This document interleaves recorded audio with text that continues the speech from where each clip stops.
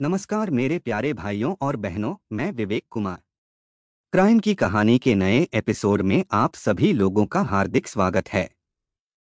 कहानी में आगे बढ़ने से पहले कृपया क्राइम की कहानी चैनल को सब्सक्राइब कर बेल आइकन जरूर दबा लें ताकि मेरे हर वीडियो का नोटिफिकेशन आपको मिलता रहे। तो चलिए आज की कहानी शुरू करते हैं। कानपुर स्थित दलहन अनुसंधान केंद्र का सुरक्षाकर्मी केपी सिंह सुबह 8 बजे ड्यूटी पूरी कर अपने घर जा रहा था। जब वह बैरीबागपुर जाने वाली लिंक रोड पर पहुंचा तो उसने रोड के किनारे एक युवती का शव पड़ा देखा। केपी सिंह ने यह सूचना जीटी रोड से गुजर रहे राहगीरों को दी तो कुछ ही देर में वहां लोगों की भीड़ जमा हो गई। इसी बीच केपी सिंह ने फोन द्वारा सड़क किनारे लाश पड़ी होने की सूचना थाना बिठूर पुलिस को दे दिया। यह बात 17 अप्रैल 2019 की है। सूचना पाते ही बिठूर थाना प्रभारी विनोद कुमार सिंह पुलिस टीम के साथ बताई गई जगह पर पहुंच गए। युवती की उम्र 20-22 साल के आसपास थी। उसके सिर और चेहरे पर ईंट पत्थर या किसी अन्य वजनी चीज से वार किया गया था। सिर से निकले खून से जमीन लाल हो गई थी। युवती के गले में दुपट्टा लिपटा था। ऐसा लग रहा था कि हत्यारे ने उसका गला भी घोंटा हो। उसके हाथों में चोट के निशान भी थे। थाना प्रभारी ने इसकी सूचना वरिष्ठ पुलिस अधिकारियों को दे दी थी। घटनास्थल पर सैकड़ों लोगों की भीड़ थी, लेकिन कोई भी युवती को पहचान नहीं पाया। थाना प्रभारी अभी घटनास्थल की जांच कर ही रहे थे कि इसी बीच एक युवक वहां आया। उसने पहले युवती की लाश को गौर से देखा, फिर फफक कर रो पड़ा। वह वहां मौजूद थाना प्रभारी से बोला, साहब यह मेरे भाई राकेश कुरील की बेटी अन्नपूर्णा कुरील है। इसकी तो कल बारात आने वाली थी। पता नहीं किसने इसकी हत्या कर दी। शादी से एक दिन पहले दुल्हन की हत्या की बात सुनकर थाना प्रभारी विनोद कुमार सिंह स्तब्ध रह गए। उन्होंने लाश की शिनाख्त करने वाले युवक से पूछताछ की तो उसने अपना नाम राजेश कुरील बताया। विनोद कुमार ने उससे बात कर कुछ जरूरी जानकारी हासिल की। इसी बीच सूचना पाकर एसपी संजीव सुमन तथा सीओ अजय कुमार सिंह भी आ गए। अधिकारियों ने मौके पर फॉरेंसिक टीम को भी बुला लिया था। राजेश ने अपनी भतीजी अन्नपूर्णा की हत्या की खबर घर वालों को दी तो घर में कोहराम मच गया। घर में चल रही शादी की तैयारियां मातम में बदल गईं। राकेश की पत्नी शिवदेवी तथा बेटियां प्रियंका, प्रगति, नेहा तथा परिवार के अन्य सदस्य रोते बिलखते घटनास्थल पर आ गए। शिवदेवी व उसकी बेटियां अन्नपूर्णा के शव को देख फूट फूट कर रोने लगीं। मोहल्ले में किसी ने नहीं सोचा था कि जिस घर में बारात आने की तैयारी हो रही हो वहां से अर्थी उठेगी। मृतका अन्नपूर्णा की होने वाली सास लक्ष्मी भी उसकी मौत की खबर पाकर पति शिवबालक व बेटे पुनीत के साथ घटनास्थल पर आ गई थी। वह कह रही थी, हमें तो बारात लेकर बहू को लेने आना था, लेकिन अर्थी देखने को मिली। पुनीत भी होने वाली पत्नी के शव को दुखी होकर देख रहा था। घटनास्थल पर कोहराम मचा था। पुलिस अधिकारियों ने किसी तरह रोते बिलखते घर वालों को धैर्य बंधाया। घटनास्थल की कार्रवाई निपटाकर पुलिस ने शव को पोस्टमार्टम के लिए लाजपत राय चिकित्सालय भिजवा दिया। इसके बाद पुलिस अधिकारियों ने मृतका के पिता राकेश कुमार कुरील से कहा कि वह थाना बिठूर जाकर बेटी की हत्या की रिपोर्ट दर्ज कराए, लेकिन राकेश तथा उसके घर वाले हत्या की रिपोर्ट दर्ज कराने में आनाकानी करने लगे। इस पर पुलिस अधिकारियों को संदेह हुआ कि आखिर वे लोग रिपोर्ट क्यों नहीं दर्ज कराना चाहते। उन्हें लगा कि कहीं यह मामला ऑनर किलिंग का तो नहीं है। शक हुआ तो एसपी संजीव सुमन ने राकेश कुरील से पूछताछ किया। राकेश ने बताया कि उसने अन्नपूर्णा की शादी कुरसौली गांव निवासी पुनीत के साथ तय की थी। 14 अप्रैल 2019 को उसकी गोद भराई तथा तिलक का कार्यक्रम संपन्न हुआ था। 18 अप्रैल को बारात आनी थी। 16 अप्रैल की शाम वह पत्नी शिवदेवी के साथ खरीदारी करने मंधना बाजार चला गया था। रात 9 बजे जब वह घर लौटा तो पता चला अन्नपूर्णा घर में नहीं है। यह सोचकर कि वह पड़ोस में रहने वाली अपनी बुआ के घर पर रुक गई होगी, इसलिए किसी ने ध्यान नहीं दिया। सुबह उसकी मौत की खबर मिली। एसपी ने पूछा, तुम्हें किसी पर शक है? राकेश ने बताया, नहीं साहब, मुझे किसी पर शक नहीं है। मेरी किसी से दुश्मनी भी नहीं है। राकेश की बात सुनकर वहां खड़े सीओ अजय कुमार सिंह झल्ला पड़े। राकेश, जब तुम्हें किसी पर शक नहीं है कोई तुम्हारा दुश्मन भी नहीं है तो तुम्हारी बेटी की हत्या किसने की? तुम ही लोगों ने उसे मौत के घाट उतार दिया होगा। नहीं साहब, भला हम अपनी बेटी को क्यों और कैसे मारेंगे? सीओ अजय कुमार ने कहा, इसलिए कि अन्नपूर्णा किसी दूसरे लड़के से प्यार करती होगी और उसी लड़के से शादी करने की जिद कर रही होगी, लेकिन तुमने उसकी बात ना मानकर शादी दूसरी जगह तय कर दी होगी। जब उसने तुम्हारा कहा नहीं माना तो तुम लोगों ने उसे मार डाला। इसीलिए तुम लोग उसकी हत्या की रिपोर्ट दर्ज कराने में आनाकानी कर रहे हो। खुद को फंसता देख राकेश घबराकर बोला, साहब हम बेटी के कातिल नहीं हैं। हम रिपोर्ट दर्ज कराने को तैयार हैं, लेकिन नामजद नहीं करा सकते हैं।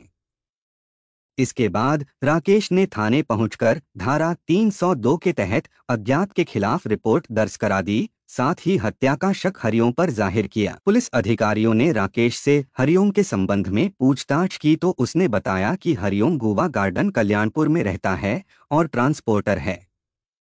पहले उसके दफ्तर में उसकी बड़ी बेटी प्रियंका काम करती थी। प्रियंका की शादी हो जाने के बाद छोटी बेटी अन्नपूर्णा वहां काम करने लगी थी। हरिओम का उसके घर आना जाना था। अन्नपूर्णा और हरिओम के बीच दोस्ती थी। यह पता चलते ही पुलिस ने हरिओम को हिरासत में ले लिया। थाने में जब उससे अन्नपूर्णा की हत्या के संबंध में पूछा गया तो वह साफ मुकर गया। उसने बताया कि अन्नपूर्णा उसके ऑफिस में काम करती थी। दोनों के बीच दोस्ती भी थी। दोनों के बीच अक्सर फोन पर बातें भी होती थीं। हत्या से पहले भी अन्नपूर्णा ने उसे फोन किया था और बाजार से कपड़े खरीदने की बात कही थी, लेकिन अपने काम में व्यस्त होने की वजह से वह उसके साथ नहीं जा सका।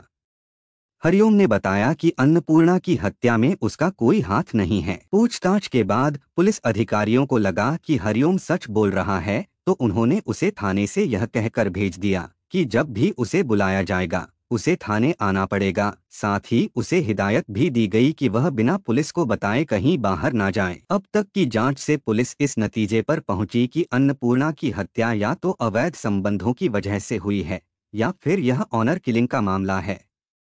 उन्होंने इन्हीं दोनों बिंदुओं पर जांच आगे बढ़ाई। अगले दिन पुलिस को पोस्टमार्टम रिपोर्ट भी मिल गई। पोस्टमार्टम रिपोर्ट में अन्नपूर्णा के शरीर पर 15 चोटें पाई गई थीं। 12 चोटें सिर व चेहरे पर मिली जबकि 3 चोटें हाथ व कमर पर थीं। उसकी मौत अधिक खून बहने व सिर की हड्डी टूटने से हुई थी। दुष्कर्म की आशंका के चलते 2 स्लाइडें भी बनाई गईं। पुलिस को मृतका का मोबाइल फोन ना तो घटनास्थल से मिला था और ना ही घर वालों ने उसकी जानकारी दी थी। पुलिस ने इस बारे में मृतका की मां शिवदेवी तथा उसकी बेटियों से पूछताछ की। शिवदेवी ने कहा कि अन्नपूर्णा के पास मोबाइल नहीं था, लेकिन जब उसकी बेटियों से अलग से पूछताछ की गई तो उन्होंने बताया कि उसके पास मोबाइल था। अगर उसके पास मोबाइल था तो शिवदेवी ने क्यों मना किया, यह बात पुलिस की समझ से परे थी। लिहाजा पुलिस ने जब अपने तेवर सख्त किए तो घर वालों से पुलिस ने 3 मोबाइल फोन बरामद किए। पुलिस ने जब तीनों फोन नंबरों की कॉल डिटेल्स निकलवाई तो एक फोन की डिटेल्स से पता चला कि अन्नपूर्णा हरिओम के अलावा कई अन्य युवकों से भी बात करती थी। कॉल डिटेल्स के आधार पर पुलिस ने 3 युवकों को पूछताछ के लिए उठाया। इनमें एक सोनू था जो मृतका का पड़ोसी था। जांच पड़ताल से पता चला कि सोनू और अन्नपूर्णा के बीच प्रेम संबंध थे। सोनू का उसके घर भी आना जाना था। सोनू अन्नपूर्णा पर खूब खर्चा करता था। यह पता चलते ही पुलिस ने 2 युवकों को तो छोड़ दिया पर सोनू से सख्ती से पूछताछ किया। सोनू ने अन्नपूर्णा के साथ अपने प्रेम संबंधों को तो स्वीकार किया, लेकिन हत्या से साफ इनकार कर दिया। पुलिस ने उसे हिदायत देकर थाने से भेज दिया। पुलिस अधिकारियों को ऑनर किलिंग का भी शक था। उनका शक यूं ही नहीं था, उसके कई कारण थे। पहला कारण तो यह था कि परिजनों द्वारा बेटी की खोजबीन करना तो दूर पुलिस को सूचना तक नहीं दी थी। दूसरा कारण हत्या की रिपोर्ट दर्ज कराने में आनाकानी करना था और तीसरा कारण मोबाइल के लिए झूठ बोलना था। हत्या के रहस्य को उजागर करने के लिए पुलिस ने मृतका की मां शिवदेवी, बुआ सुमन तथा बहन प्रियंका, प्रगति व नेहा से अलग अलग पूछताछ की। इन सभी के बयानों में विरोधाभास तो था, लेकिन हत्या की गुत्थी फिर भी नहीं सुलझ पाई। पड़ोसियों से भी पूछताछ की गई, पर पुलिस ऐसा कोई सबूत हासिल नहीं कर सकी जिससे हत्या की गुत्थी सुलझ पाती। हत्याकांड का खुलासा करने के लिए पुलिस अधिकारियों ने जब बेंजीडीन टेस्ट कराने का निश्चय किया। बेंजीडीन टेस्ट से खून के उन धब्बों का पता चल जाता है जो मिट गए हों या धोपोंछ कर मिटा दिए गए हों। इस टेस्ट में 1 महीने बाद तक खून के निशान का पता चल जाता है। अन्नपूर्णा की हत्या हुए 1 सप्ताह बीत गया था, अतः बेंजीडीन टेस्ट से खुलासा संभव था। 29 अप्रैल 2019 को एसपी संजीव कुमार सुमन थाना बिठूर पहुंचे। थाने पर उन्होंने बेंजीडीन टेस्ट के लिए फॉरेंसिक टीम को भी बुलवा लिया। इसके बाद थाना प्रभारी विनोद कुमार सिंह ने मृतका के घर वालों को थाने बुलवा लिया। थाने में फॉरेंसिक टीम ने मृतका के माता पिता, भाई व बड़ी बहन पर टेस्ट किया तो रिपोर्ट पॉजिटिव आई। हत्या का शक परिवार वालों पर गहराया तो पुलिस अधिकारियों ने राकेश, उसकी पत्नी शिवदेवी, बेटी प्रियंका तथा बेटे अमित को एक ही कमरे में आमने सामने बिठाकर कहा कि तुम लोगों के खिलाफ हत्या का सबूत मिल गया है। बेंजीडीन टेस्ट में तुम लोगों के हाथों में मृतका के खून के रक्तकण मिले हैं, इसलिए तुम लोग सच बता दो कि तुमने अन्नपूर्णा की हत्या क्यों की। बेटी की हत्या के आरोप में अपने परिवार को फंसता देख राकेश हाथ जोड़कर बोला, साहब मैंने या मेरे परिवार के किसी सदस्य ने अन्नपूर्णा की हत्या नहीं की है। हम सब निर्दोष हैं। रही बात बेंजीडीन टेस्ट की तो अन्नपूर्णा की लाश उठाते समय हाथों में खून लग गया होगा। मेरी पत्नी व बेटी ने भी रोते समय अन्नपूर्णा के सिर पर हाथ रखा होगा, जिससे खून लग गया होगा। पुलिस अधिकारियों को लगा कि राकेश जो कह रहा है वह सच भी हो सकता है, अतः उन्होंने उन सभी को गिरफ्तार करने के बजाय थाने से घर भेज दिया। पुलिस जांच को आगे बढ़ाती उसके पहले ही लोकसभा चुनाव का आगाज हो गया। पुलिस चुनाव की वजह से व्यस्त हो गई, जिससे जांच एकदम ढीली पड़ गई, या यूं कहें कि अन्नपूर्णा हत्याकांड की जांच ठंडे बस्ते में चली गई। लगभग 1.5 माह तक पुलिस चुनावी चक्कर में व्यस्त रही। चुनाव निपट जाने के बाद पुलिस अधिकारियों को अन्नपूर्णा हत्याकांड की फिर से याद आई। पुलिस अधिकारियों ने एक बार फिर समूचे घटनाक्रम पर विचार विमर्श किया, साथ ही जांच रिपोर्ट का अध्ययन किया गया। इसके बाद पुलिस इस निष्कर्ष पर पहुंची कि अन्नपूर्णा की हत्या ऑनर किलिंग का मामला नहीं है। उसकी हत्या प्रेम संबंधों में की गई थी। अन्नपूर्णा के 2 युवकों से घनिष्ठ संबंध थे। एक ट्रांसपोर्टर हरिओम, जिसके दफ्तर में वह काम करती थी, और दूसरा उसका पड़ोसी सोनू, जिसका उसके घर आना जाना था। दोनों के प्यार के चर्चे भी आम थे। पुलिस अधिकारियों का मानना था कि हरिओम और सोनू में से कोई एक है जिसने प्यार के प्रतिशोध में अन्नपूर्णा की हत्या की है। पुलिस ने सबसे पहले हरिओम को थाने बुलवाया और उससे करीब 4 घंटे तक सख्ती से पूछताछ की, लेकिन हरिओम ने हत्या का जुर्म नहीं कबूला। पुलिस को लगा कि हरिओम कातिल नहीं है तो उसे जाने दिया गया। इसके बाद पुलिस ने सोनू को थाने बुलवाया और उससे भी कई राउंड में सख्ती से पूछताछ की गई, लेकिन सोनू टस से मस नहीं हुआ। सोनू को 3 दिन तक थाने में रखा गया और हर रोज सख्ती से पूछताछ की गई, पर सोनू ने हत्या का जुर्म नहीं कबूला। मजबूरन उसे भी थाने से घर भेज दिया गया। लाख कोशिशों के बाद भी पुलिस को सफलता नहीं मिल रही थी। अंततः पुलिस ने खुफिया तंत्र का सहारा लिया।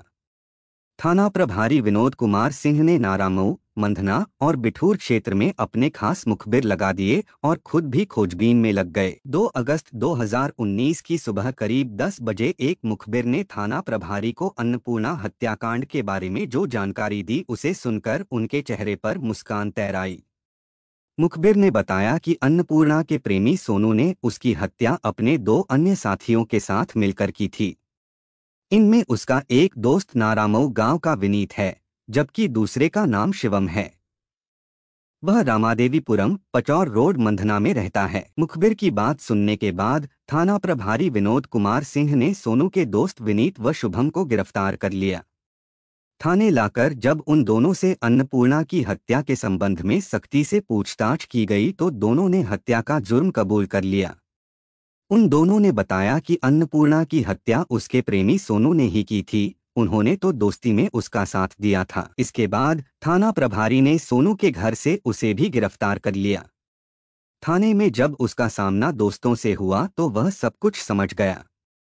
उसने बिना हीला हवाली के अन्नपूर्णा की हत्या का जुर्म कबूल कर लिया। थाना प्रभारी विनोद कुमार सिंह ने अन्नपूर्णा हत्याकांड का खुलासा करने तथा कातिलों को पकड़ने की जानकारी एसपी संजीव सुमन को दी तो उन्होंने अपने कार्यालय में प्रेस वार्ता कर अन्नपूर्णा हत्याकांड का खुलासा कर दिया। उत्तर प्रदेश के कानपुर महानगर से करीब 20 किलोमीटर दूर जीटी रोड पर एक कस्बा है मंधना। यह बिठूर थाने के अंतर्गत आता है।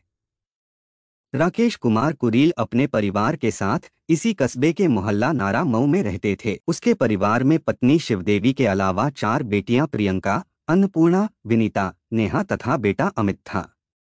राकेश कुमार एक फैक्ट्री में नौकरी करते थे। वहां से मिलने वाले वेतन से ही वह अपने परिवार का भरण पोषण करते थे। वह बड़ी बेटी प्रियंका का विवाह कर चुके थे। प्रियंका से छोटी अन्नपूर्णा थी। तीखे नयन नख और गोरी रंगत वाली अन्नपूर्णा अपनी अन्य बहनों से अधिक सुंदर थी। समय के साथ जैसे जैसे उसकी उम्र बढ़ रही थी वैसे वैसे उसकी सुंदरता में और निखार आता जा रहा था। अन्नपूर्णा ने मंधना स्थित सरस्वती महिला इंटर कॉलेज से इंटरमीडिएट की परीक्षा पास कर ली थी। इसके बाद वह गुवा गार्डन निवासी ट्रांसपोर्टर हरिओम के ऑफिस में काम करने लगी थी। इसके पहले उसकी बड़ी बहन प्रियंका हरिओम के ऑफिस में काम करती थी। प्रियंका की जब शादी हो गई तब उसने छोटी बहन अन्नपूर्णा को ऑफिस के काम पर लगा दिया था। खूबसूरत अन्नपूर्णा ने अपनी चंचल अदाओं से ट्रांसपोर्टर हरिओम के दिल में हलचल मचा दी थी। हरिओम उसे चाहने लगा था। इतना ही नहीं, वह अन्नपूर्णा पर पैसे खर्च करने लगा था। अन्नपूर्णा के माध्यम से हरिओम ने उसके घर में भी पैठ बना ली थी। घर वाले आने जाने पर विरोध ना करें, इसके लिए उसने अन्नपूर्णा के पिता को कर्ज के तौर पर रुपए भी दे दिए थे। धीरे धीरे हरिओम और अन्नपूर्णा नजदीक आते गए और दोनों के बीच मधुर संबंध बन गए। अन्नपूर्णा ऑफिस के लिए घर से बन सवर कर इतराती इठलाती निकलती थी। एक रोज ऑफिस जाते समय अन्नपूर्णा पर सोनू की निगाह पड़ गई। वह उसे तब तक देखता रहा जब तक वह आंखों से ओझल नहीं हो गई। सोनू अन्नपूर्णा के पड़ोस में ही रहता था। ऐसा नहीं था कि सोनू ने अन्नपूर्णा को पहली बार देखा था, लेकिन उस दिन वह उसे बहुत खूबसूरत लगी थी। उस दिन उसके मन में चाहत की लहर उठी थी। सोनू दबंग युवक था। अपने क्षेत्र में वह सट्टा और जुआ खिलवाता था। इस काले धंधे से उसे मोटी कमाई होती थी। उसके कई विश्वास पात्र दोस्त थे जिन्हें वह पैसे देकर अपने साथ मिलाए रखता था। रहता भी खूब ठाट बाट से था। अन्नपूर्णा सोनू के मन को भाई तो वह उसका दीवाना हो गया। आते जाते जब कभी नजरें टकरा जाती तो दोनों मुस्करा देते थे। सोनू की आंखों में अपने प्रति चाहत देखकर अन्नपूर्णा का मन भी विचलित हो उठा। वह भी उसे चाहने लगी। चाहत जब दोनों ओर से बढ़ी तो एक रोज सोनू ने अपने प्यार का इजहार कर दिया। सोनू की बात सुनकर अन्नपूर्णा के दिल में गुदगुदी होने लगी। शर्माते हुए वह बोली, सोनू, जो हाल तुम्हारा है वही मेरा भी है। तुम भी मुझे बहुत अच्छे लगते हो। उस दिन के बाद सोनू और अन्नपूर्णा का प्यार परवान चढ़ने लगा। अन्नपूर्णा ऑफिस से छुट्टी के बाद सोनू के साथ सैर सपाटे के लिए निकल जाती थी। सोनू अन्नपूर्णा पर दिल खोलकर पैसे खर्च करने लगा था। अन्नपूर्णा जिस चीज की डिमांड करती सोनू उसे लाकर दे देता था। सोनू के मार्फत अन्नपूर्णा ने ज्वेलरी भी बनवा ली थी और बैंक बैलेंस भी बना लिया था। दोनों के दिल का रिश्ता जुड़ा तो फिर देह का रिश्ता बनने में देर नहीं लगी। हरिओम को जब पता चला कि अन्नपूर्णा सोनू के साथ घूमती है तो उसने अन्नपूर्णा को लताड़ा। साथ ही उसकी शिकायत उसके माता पिता से भी कर दिया। हरिओम ने तो यहाँ तक कह दिया कि अन्नपूर्णा के पैर डगमगा गए हैं, बेहतर होगा कि उसकी शादी कर दी जाए। शादी में 1,00,000-1,50,000 का जो भी खर्च आएगा वह दे देगा। राकेश को बेटी के डगमगाते कदमों की जानकारी हुई तो उसके होश उड़ गए। उसे लगा कि यदि अन्नपूर्णा सोनू के साथ भाग गई तो समाज में उसकी नाक कट जाएगी। पूरे समाज में उसकी बदनामी होगी। अतः उसने उसके हाथ पीले करने का फैसला कर लिया। उसने इस बाबत पत्नी शिवदेवी से बात की। पत्नी ने भी उसकी शादी करने पर सहमति जता दिया। इसके बाद राकेश बेटी के लिए लड़का खोजने लगा। थोड़ी मशक्कत के बाद उसे पुनीत पसंद आ गया। पुनीत के पिता शिवबालक कुरील बिठूर थाना क्षेत्र के गांव कुरसौली में रहते थे। वहां उनकी पुश्तैनी जमीन थी। उनके 3 बच्चों में पुनीत सबसे बड़ा था। वह पढ़ा लिखा स्मार्ट युवक था। साथ ही एक प्राइवेट कंपनी में नौकरी भी करता था। राकेश ने विनीत को देखा तो उसने उसे अपनी बेटी अन्नपूर्णा के लिए पसंद कर लिया। इसके बाद पुनीत और अन्नपूर्णा ने एक दूसरे को देखा, फिर शादी के लिए दोनों राजी हो गए। 14 अप्रैल 2019 को गोद भराई, तिलक तथा 18 अप्रैल को शादी की तारीख तय हुई। इसके बाद दोनों परिवार शादी की तैयारी में जुट गए। उधर सोनू को जब अन्नपूर्णा का विवाह तय हो जाने की जानकारी हुई तो उसने अन्नपूर्णा पर शादी तोड़ देने की दबाव बनाया, लेकिन अन्नपूर्णा ने पारिवारिक मामला बताकर शादी तोड़ने से इनकार कर दिया। सोनू उस पर दबाव बनाता रहा और अन्नपूर्णा इनकार करती रही। अन्नपूर्णा ने मां के कहने पर नौकरी भी छोड़ दी थी और सोनू से मिलना भी बंद कर दिया था। उसके दोनों प्रेमी हरिओम और सोनू शादी में मदद देने के बहाने उसके घर आते रहते थे, लेकिन वह उनसे मिलने को मना कर देती थी। 14 अप्रैल को मंधना स्थित गेस्ट हाउस में पहले गोद भराई की रस्म पूरी हुई, फिर देर शाम धूमधाम से तिलक समारोह संपन्न हुआ। इस समारोह में हरिओम और सोनू भी शामिल हुए। समारोह के दौरान सोनू ने अन्नपूर्णा से मिलने का भरसक प्रयास किया, लेकिन वह मिल ना सकी। राकेश के घर में शादी की चहल पहल शुरू हो गई थी। रिश्ते नातेदारों के आने का सिलसिला शुरू हो गया था। घर में मंडप गड़ चुका था और मंडप के नीचे ढोलक की थाप पर मंगल गीत गाए जाने लगे थे। इधर ज्यों-ज्यों शादी की तारीख नजदीक आती जा रही थी, त्यों-त्यों सोनू की बेचैनी बढ़ रही थी। उसे अन्नपूर्णा की बेवफाई पर गुस्सा भी आ रहा था। आखिर जब उसकी बेचैनी ज्यादा बढ़ी तो उसने अन्नपूर्णा से आखिरी बार आर पार की बात करने का निश्चय किया। उसने इस बाबत अपने दोस्त विनीत और शुभम से बात की तो दोनों उसका साथ देने को राजी हो गए।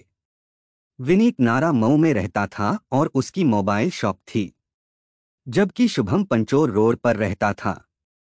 दोनों को जब भी पैसों की जरूरत पड़ती, सोनू उनकी मदद कर देता था, जिससे वह उसके एहसान तले दबे थे। 16 अप्रैल 2019 की रात 8 बजे सोनू मोटरसाइकिल से अन्नपूर्णा के घर के पास पहुंचा। उसके साथ उसके दोस्त विनीत और शुभम भी थे। सोनू ने मोटरसाइकिल सड़क किनारे ठेली लगाकर अंडे बेचने वाले के पास खड़ी कर दी। फिर उसने विनीत को समझा बुझाकर अन्नपूर्णा को बुलाने भेजा। विनीत अन्नपूर्णा के घर पहुंचा तो संयोग से वह उसे घर के बाहर ही मिल गई। विनीत ने उसे सोनू का संदेश देकर साथ चलने को कहा, लेकिन अन्नपूर्णा ने साथ जाने और सोनू से बात करने से साफ इनकार कर दिया। इस पर विनीत ने अपने फोन पर अन्नपूर्णा की बात सोनू से कराई। अन्नपूर्णा ने सोनू से फोन पर बात की और मिलने से साफ इनकार कर दिया। इस पर सोनू ने उससे कहा कि वह आखिरी बार उससे मिलना चाहता है। साथ ही धमकी भी दी कि यदि वह उससे मिलने न आई तो वह शादी वाले दिन ही उसके घर पर आत्महत्या कर लेगा। अन्नपूर्णा सोनू की धमकी से डर गई और उससे आखिरी बार मिलने को राजी हो गई। अन्नपूर्णा विनीत के साथ मोटरसाइकिल पर बैठकर सोनू के पास पहुंची। सोनू अन्नपूर्णा और अपने दोनों दोस्तों के साथ मोटरसाइकिल से दलहन अनुसंधान केंद्र के पास लिंक रोड पर पहुंच गया। वहां उसने मोटरसाइकिल रोक दिया। तब तक रात के 9 बज चुके थे और लिंक रोड पर सन्नाटा पसरा था। विनीत और शुभम तो मोटरसाइकिल से उतरकर किनारे खड़े हो गए, जबकि सोनू अन्नपूर्णा से बात करने लगा। बातचीत के दौरान सोनू बोला, अन्नपूर्णा तुमने मेरे साथ बेवफाई क्यों की? प्यार मुझसे किया और शादी किसी और से कर रही हो, ऐसा नहीं हो सकता। मैंने तुम पर लाखों रुपए खर्च किए हैं, उपहार में ज्वेलरी दी है, या तो तुम मेरे रुपए ज्वेलरी वापस कर दो या फिर मुझसे शादी करो। सोनू की बात सुनकर अन्नपूर्णा गुस्से में बोली, सोनू रुपए ज्वेलरी देकर तुमने मुझ पर कोई एहसान नहीं किया है, उसके बदले तुमने मेरे शरीर का भी तो शोषण किया था। अब हिसाब किताब बराबर, मेरा रास्ता अलग और तुम्हारा रास्ता अलग। अन्नपूर्णा अभी हिसाब किताब बराबर नहीं हुआ है। इतना कहकर सोनू ने मोटरसाइकिल से लोहे की रॉड निकाली जिसे वह साथ लाया था और अन्नपूर्णा के सिर पर भरपूर प्रहार कर दिया। अन्नपूर्णा जमीन पर बिछ गई।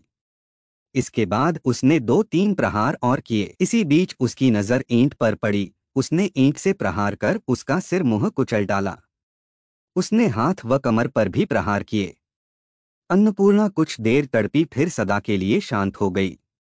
सोनू का रौद्र रूप देखकर विनीत और शिवम डर गए।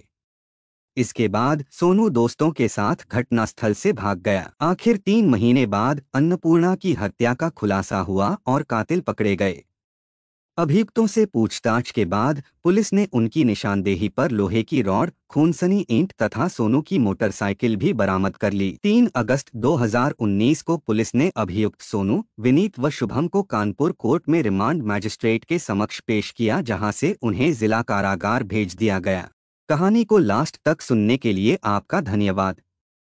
इस कहानी के बारे में अपनी राय कमेंट करके ज़रूर बताइएगा और ऐसी ही अपराध की सच्ची कहानियों के लिए हमारे चैनल क्राइम की कहानी को सब्सक्राइब कर लीजिए। कहानी को लाइक और शेयर ज़रूर करें। धन्यवाद।